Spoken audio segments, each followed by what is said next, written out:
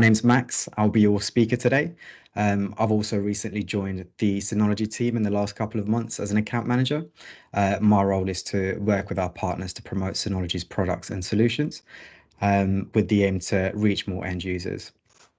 So today's topic is looking at security and backup to protect your Synology NAS.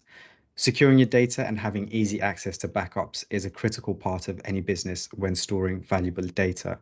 But how can you make sure you're utilizing your Synology NAS to maximize security whilst keeping access to data simple? We'll be going through the 3-2-1 backup strategy, backing up to the C2 storage, and best practices for keeping your NAS secure. So for those who aren't familiar, I know there's lots of regular attendees here today. So just a quick refresher. Synology are a data solutions organization that supports homes and businesses across industries, from small businesses to large corporate organizations. And we help with file storage, backing up data, security, and surveillance. Our mission is to manage and protect the data of everyone we work with, and also anyone who has access to data. We have over 1,200 employees working across 120 plus countries to help achieve our mission. To date, we've sold over 10 million NAS units. So just a quick look at what you can expect from today's webinar. We'll begin by covering security, why it's important, and the different features we have for businesses at Synology. Following this, we'll look at when things go wrong and how having a backup can protect and recover your data. So 3-2-1 backup strategy, the C2 storage backup, and disaster and recovery. Finally, we'll talk about securing your Synology NAS. So the Cybersecurity Breaches Survey from 2023 estimates that 2.93 million cases of cybercrimes affected UK businesses over the past 12 months. The average cost of a data breach in the UK has increased by 8.1%, meaning it's resulted on average a cost of 4.56 million for each organization. So it's really important for us to ensure that businesses and customers we work with have the confidence and faith in us, our products, and our ongoing efforts to stay ahead of security threats, whichever way they may come. From our experience, we know it's not just about having the right apps, but also having faith in an organization that is responsive to threats and breaches. So we'll be taking a look at the security features we've implemented to help prevent and respond to security vulnerabilities efficiently. To begin with, we'll go through our software development security framework. So we use the software development security framework advocated by the National Institute of Standards and Technology, so NIST for short, as well as supply chain risk management to ensure the security of our products. The product security incident response team, which is responsible for reacting to Synology products security incident. And in the final part of this section, we'll look at our bounty program. So we'll give you a bit of an insight into the initiatives we've set up to ensure users of our products can be confident, not just at the point of purchase, but also after they've bought a Synology product. So the software development framework.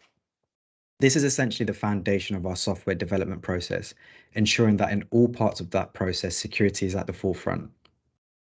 We do this by implementing the software development security framework advocated by NIST, as well as supply chain risk management to ensure security of our products. Starting from the very beginning of software planning, we perform software composition analysis to ensure security and compliance in selecting which open source components to use. During the software development process, we utilize application security, scanning tools to automate comprehensive scans and pinpoint potential code issues accurately. In addition to using testing tools for automated detection, our company also forms red teams to assess security from an attacker's perspective. After the software is completed, a corresponding software bill of materials, or SBOM for short, is generated to record information such as the open source components used, their versions, and production details. The software is stored on a secure server maintained by Synology, with developer access rights configured at a minimum to prevent unauthorized access or tampering. In the post-release updates and maintenance of the software, we continuously check external databases such as KEV, CVE, for any vulnerabilities in the product. When vulnerabilities are discovered, we can quickly patch the software by referencing the previously generated SBOM to ensure a high level of product security. So it's all well and good having Synology products and features, but there is always an active threat to the security of our networks and devices, which is why we have invested in a team of engineers that are dedicated to responding to security fixes. And that's the Synology Product Security Incident Response Team, or PSIRT for short. So how will this help businesses? The PSIRT is responsible for reacting to Synology product incidents. The team manages the receipt, investigation, coordination, and public reporting of security vulnerability information regarding Synology products. So speed is always critical in the event of any security breach or event. Upon receiving submissions about zero-day vulnerabilities, we make a preliminary assessment within 8 hours, fix any vulnerability within 15 hours, and make a patch available shortly after that. A patch will be made available shortly after confirmation to keep all products reliable and secure. So we aim to respond to and handle the security event in whole within 24 hours. Now, some of you may remember the Samba Cry event from 2017. For those of you that don't, you may be wondering, what is Samba Cry?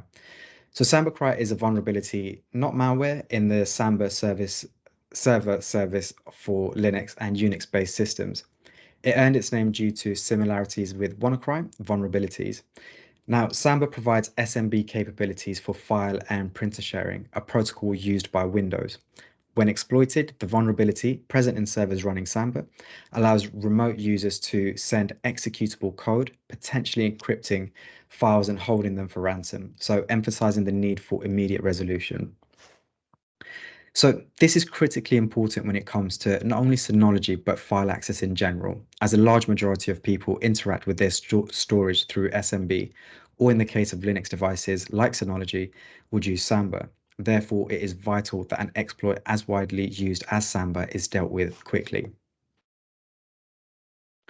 So as you can see, Synology responded to the entirety of this event within 24 hours. Our security advisory and patch release was released in the same day.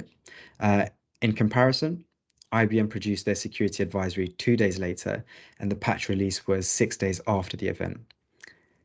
Now, looking at Cisco, well, it took them 5 days to produce a security advisory and actually took them 54 days to release a patch after the initial security event.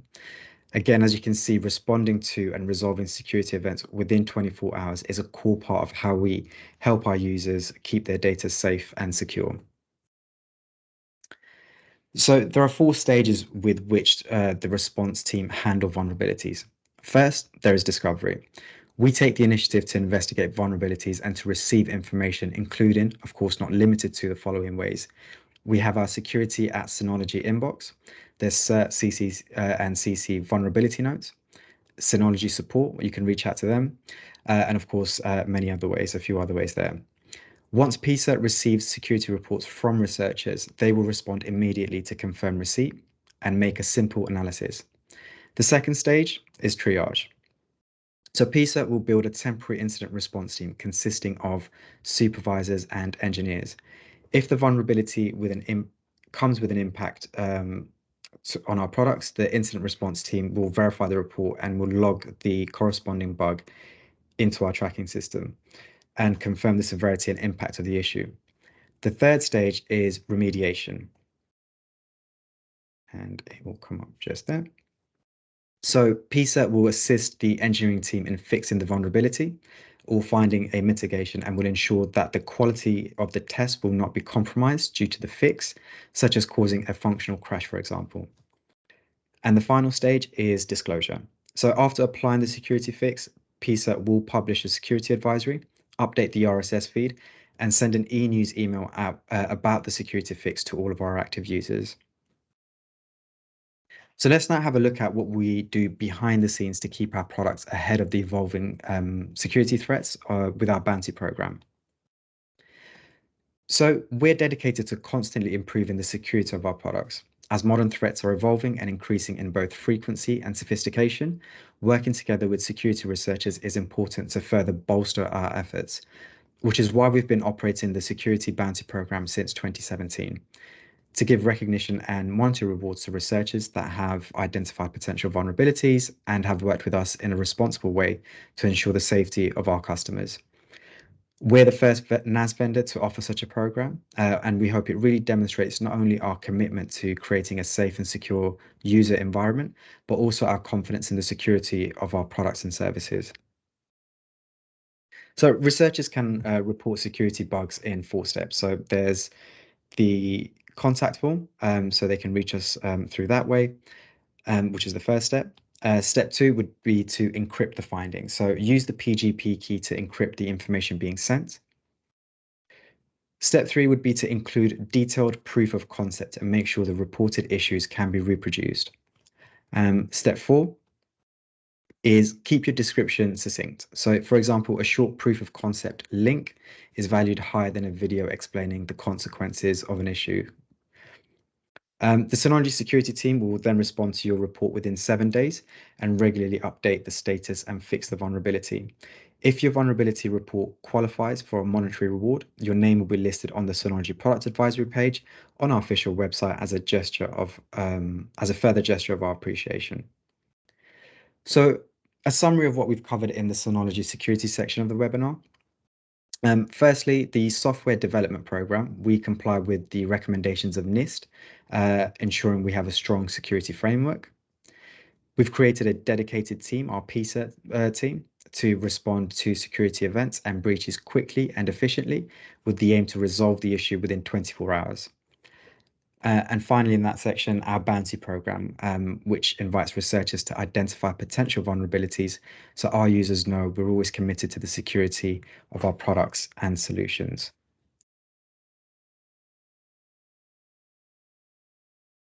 So we've covered security. What we'll do now is look at what to do if something does happen to go wrong.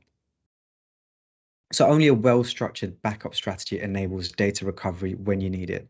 Whether you are just starting or if you are in the process of rethinking your existing system, always follow the 3-2-1 backup rule. That's 3 copies of your data stored on 2 different types of media with at least 1 copy offsite. A local backup is the first step to protecting your data. You bolster your plan by storing copies on different media to protect against any single point of failure. For example, by having a copy of your PC backup stored on a Synology NAS. Now, having a copy of your data offsite is generally the most difficult and costly step. However, it is extremely important as local backups do not protect against fire, natural disaster, or theft of all your equipment.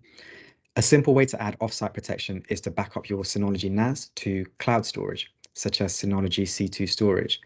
For larger deployments, setting up a disaster recovery site or a remote data center or branch office is often the most cost efficient. So step 1 would be to protect endpoints and servers. So we know businesses rely on large amounts of data to perform their daily operations. Protecting information stored on enterprise devices or services from hardware and software failure or ransom failure is the first step to ensuring business continuity. You do this by focusing on the platform to be backed up and where it will be backed up to. In other words, the first layer of protection. So things like virtual infrastructure, endpoints, file servers, SaaS. So that's step 1. Step 2, back up your NAS to another destination. So to ensure business continuity, no matter what type of disaster strikes, data and service availability depends on having a thorough and well-practiced backups and disaster recovery plan in place. We can achieve this through Hyper Backup, which allows you to back up the entire Synology NAS to a wide variety of locations, for example, on external devices, cloud services, or another Synology NAS. The other option for backing up is through snapshot replication, which replicates a copy of your data onto another Synology NAS, allowing you for failover in the event of a disaster, providing low restoration times. Now, where would you use Hyper Backup? So you use Hyper Backup when you're looking to back up the entire system. So this consists of all data, packages, and system configurations to an offsite location that is not another NAS, for example, to your Synology C2 storage. Now, Synology C2 storage allows you to back up your data to the cloud for fast and flexible recovery, and also serves as the offsite backup as part of your 3-2-1 backup strategy. So let's have a look at when you'd use or why you'd use snapshot replication for easy backup and recovery of your data. So snapshot replication allows you to replicate a copy of your data to another Synology NAS as frequently as every 5 minutes to another, providing you with the option to quickly fail over to the secondary NAS in the event that the primary NAS were to go down, giving you an easy access to recover point and fast recovery time. Now, here we have InterAsia, a container shipping company throughout Asia. The nature of their work meant data backup and security is integral to operating their services.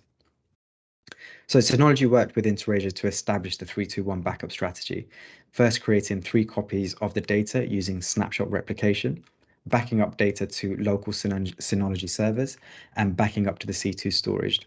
They used their Synology server and the Synology C2 storage as the 2 different types of media, with the C2 storage also acting as the offsite backup, as I mentioned earlier. So with all this, it created a safe and reliable infrastructure for their data storage. Just leave that on the screen for anyone that wants to have a little look. So with all these solutions, Synology has helped back up with over 470,000 organizations.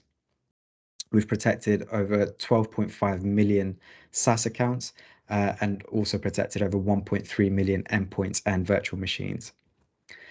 For those interested or who are looking for more detailed understanding of backing up data with Synology, you can actually enroll in our Backup Architect Intensive Training course, which is a 2-day course providing an overview of all Synology backup solutions. At the end of the course, you'll be certified, so you will also be able to help deliver training to your staff or to your customers for those who are looking, for those who look after and work with end users. So to summarize some of the key points of the backup section of this webinar. So implement the 3-2-1 backup strategy. That's one of the key takeaways for sure from the backup section. Use hyper backup when looking to back up your entire system to an offsite location. Use snapshot replication when you are frequently backing up data and fast recovery time is critical. And use C2 storage for fast, flexible recovery and as offsite location for backing up data as part of your 3-2-1 backup strategy.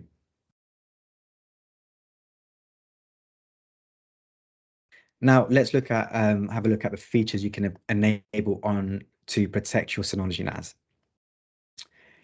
So you can configure your NAS to disable default admin account. So this will prevent malicious attacks by disabling the default admin account on your Synology NAS.